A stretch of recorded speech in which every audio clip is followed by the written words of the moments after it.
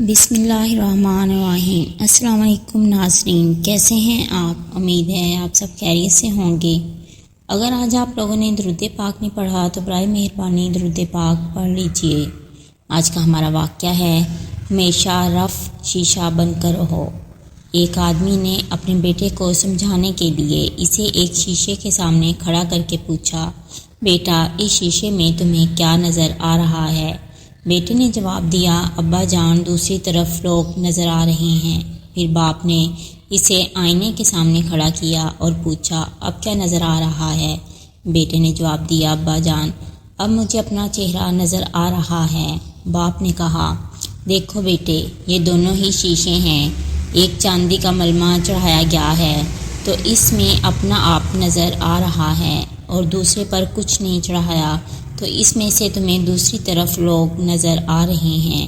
بالکل اسی طرح اگر تم صرف رف شیشہ بن کر رہو گے تو تمہیں دوسرے لوگ نظر آتے رہیں گے، لیکن اگر تم اپنے آپ پر سونے چاندی کا ملمہ چڑھا لو گے اور آئینہ بن جاؤ گے تو تمہیں لوگ نظر آنا بند ہو جائیں گے اور صرف اپنا آپ ہی نظر آئے گا، اور اپنا آپ نظر آنے سے انسان میں تکبر بڑھتا ہے۔ اس لیے شیشہ بن کر رہنا تاکہ دوسرے لوگوں کے دکھ، غم اور تکلیفیں تمہیں نظر آتی رہیں۔ اس طرح کی اسلامی اور معلوماتی ویڈیوز دیکھنے کے لیے میرے چینل کو سبسکرائب کریں، میری ویڈیوز کو لائک اور شیئر کریں۔